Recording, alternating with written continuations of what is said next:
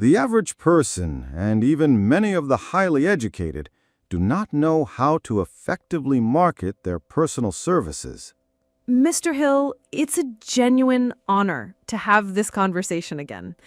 Something that always struck me in your philosophy is that work isn't just about a paycheck. It's a form of self-expression, a core part of our identity. And today, I want to focus on the one thing on almost everyone's mind, finding that right career. And the path to it seems so straightforward, doesn't it?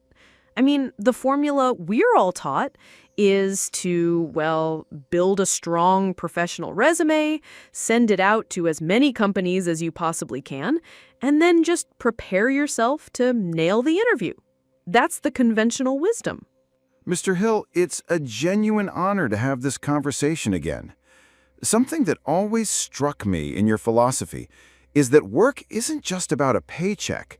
It's a form of self-expression, a core part of our identity. And today, I want to focus on the one thing on almost everyone's mind, finding that right career. And the path through it seems so straightforward, doesn't it? I mean, the formula we're all taught is to, well, build a strong professional resume, send it out to as many companies as you possibly can, and then just prepare yourself to nail the interview. That's the conventional wisdom. Dr. Sinclair, yes, that is the path the majority knows, and so it is the path the majority takes. It feels clear. It feels safe. But it is a path that most often leads to a dead end because it ignores a vital principle. When you possess a magnificent product, say a finely crafted, handmade timepiece, do you simply write down its specifications on a piece of paper and hope someone stumbles upon it? Or do you design a precise strategy to deliver it into the hands of someone who truly understands its value? A person's services, their unique talents, are their most valuable product. Yet they are marketed so haphazardly. Exactly. Strategy. That's the perfect word. In your day, perhaps a well-written direct letter to a company president could work wonders. It was a human-to-human interaction. But our world, it's an entirely different landscape. I speak with bright, talented graduates who've sent out hundreds of applications online.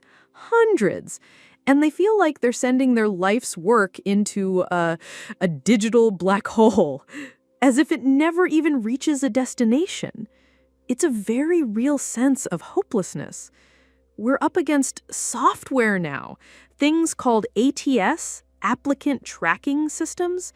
These are algorithms designed to scan and filter resumes based on keywords before a human being ever lays eyes on them. One small formatting error, the wrong keyword, and you're simply out of the game. So my fundamental question is this, and I hope we can tackle it head on. Aren't these traditional methods, this formula we just described, effectively obsolete in the face of this algorithmic gatekeeping? Is insisting on this path just setting people up for burnout and a sense of futility? Like, we're trying to play a game where the rules have completely changed, but we're stuck using an old playbook and just keep losing. Dr. Sinclair, with that question, you have put your finger directly on the heart of the matter. Not just the problem of finding a career, but a much broader problem in human thinking. That feeling of playing a rigged game is entirely real. But what if I told you that you don't have to play that game at all? What if there were a way, instead of trying to win on a crowded field, to create a playing field of your very own? Create our own playing field. That's a powerful idea, Mr. Hill. But how does one do that when they feel they have no power at all? When it feels like all the cards are in the other hand? Your power lies precisely where you are not looking for it. The issue, as I said, is not the tools, it is the entire philosophy. The philosophy of searching, of asking. The philosophy of standing in a long line, hoping to be chosen. It is a philosophy of passivity. The correct philosophy is one of creating, or better yet, claiming. Claiming. That's a very strong word. It's a world away from applying or searching. When you say claim a position, what do you mean exactly? Doesn't that sound a bit aggressive? How can you claim something that hasn't been offered to you? It is not aggressive if it is backed by unparalleled service. To claim a position means to make yourself so valuable that your presence becomes a necessity, not a choice. It means you are not filling a vacancy, you are creating a new center of value that did not exist before you arrived. Let me tell you a story, one that will illustrate this idea better than any explanation. It's the story of a young man who was, well, very much like the young people you just described. Discouraged, disillusioned, and lost in a sea of countless other applicants. The digital black hole I mentioned. So, what was the turning point? What changed for him that didn't for the others? One day, out of sheer desperation, he pushed the lists and the resumes aside, and he asked himself a question that changed everything. A simple, powerful question. He stopped asking, "Where can I get a job?" and instead he asked, "Who specifically do I wish to work for?" If there were no limitations in the world, what would be my one ideal company? The one place I would be proud to devote my working life to. So he shifted his locus of control from the external world of what was available to his internal world of what he truly wanted. He was defining his definite chief aim. Precisely. And after weeks of deep research, he selected one company. Just one. A major railroad corporation. He decided he would focus all of his energy, all of his thought, on that single target. He was no longer a hunter with a shotgun, spraying his efforts in every direction. He had become a sniper, with a single, well-defined objective. A sniper? That's such a precise metaphor. So he had his target, but what was the next step? Because choosing a company isn't enough. You still have to convince them. The next step was the most important one. He did what almost no one else does. He did not write a resume. He understood that before you can sell a product, you must know it intimately. And the product was himself. So, understanding his own strengths and skills? Deeper than that, Dr. Sinclair. Much deeper. He stopped thinking in terms of skills. For example, I am good with numbers, or I am an efficient analyst. He asked an entirely different question. How does this skill of mine solve a specific problem for this railroad company? What pain can I alleviate for them? He was searching for his value, not for a job title. There is a universe of difference between the two.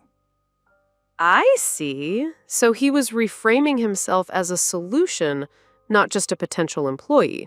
Precisely. And after he had redefined his product, himself, he studied his market. Not as a job applicant, but as a detective. He didn't just read the company's history, he pored over their annual financial reports.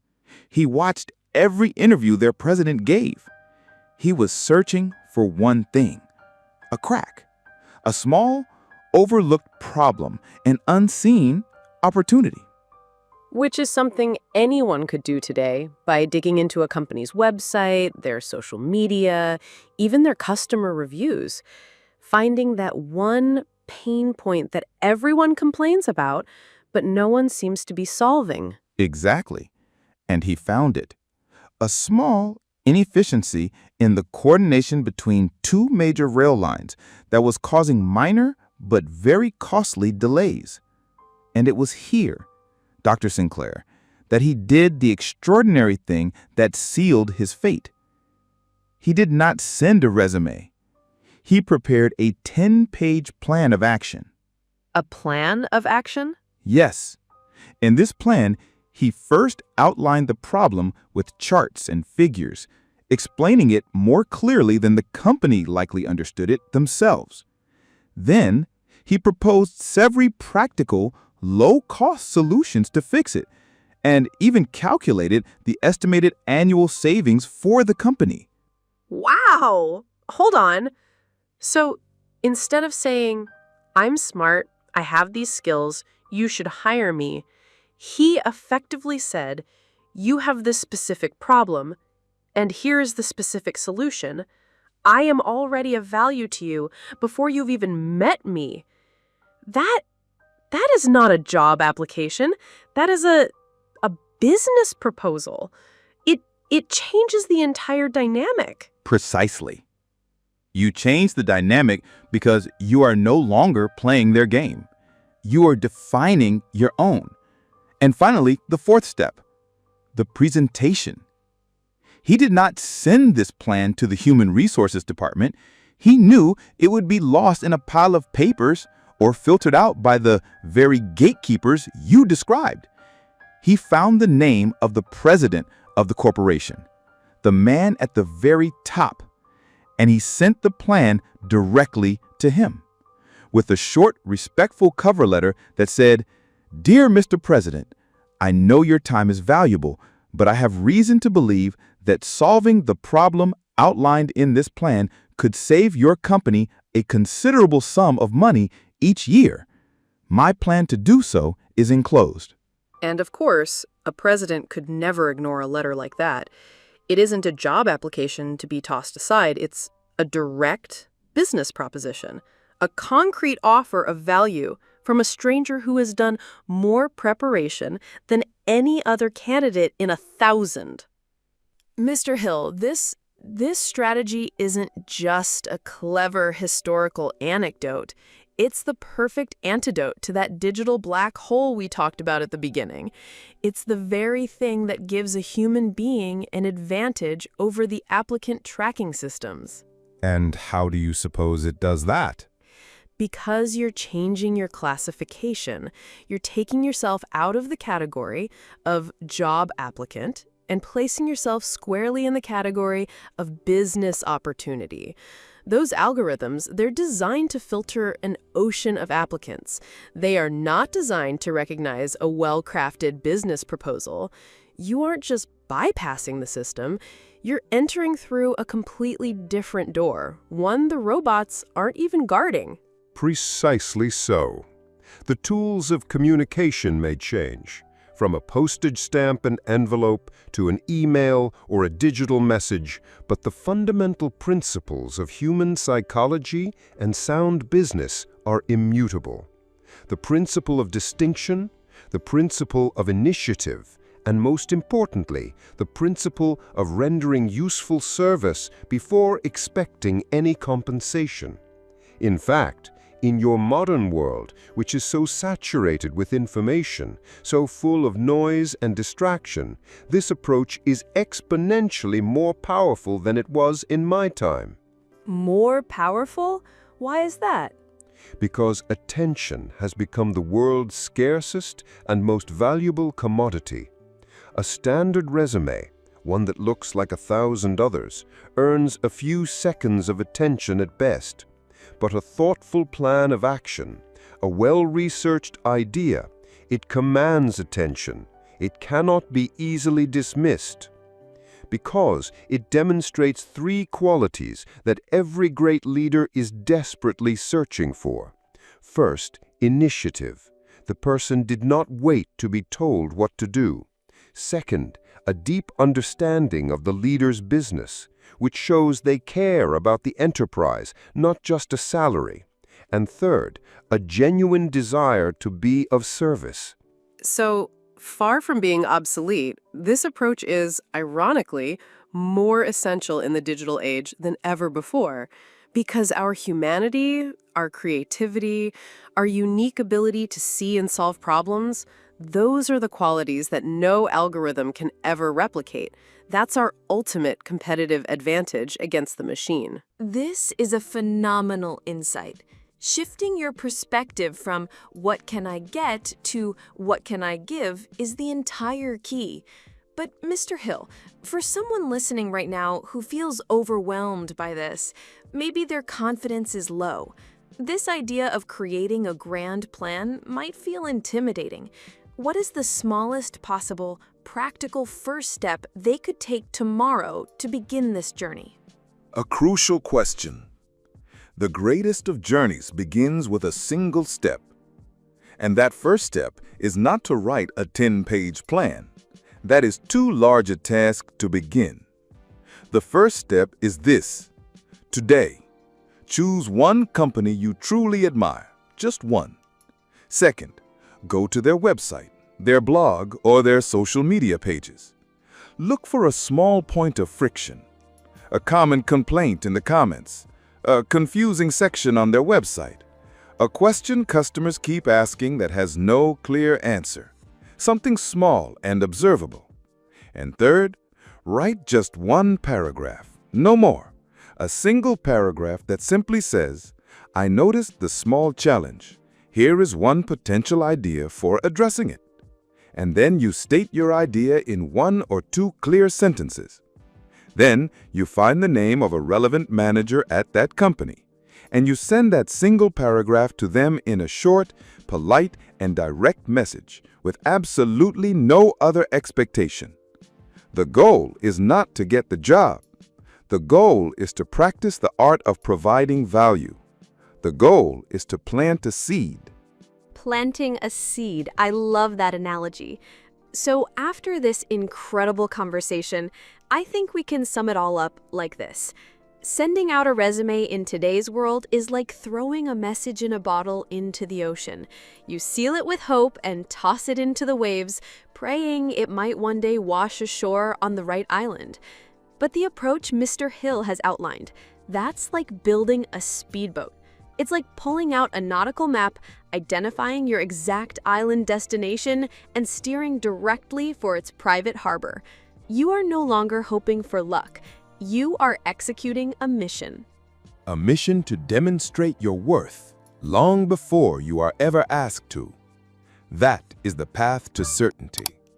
Our question for you today is this. What unique plan of action could you create to claim your dream career?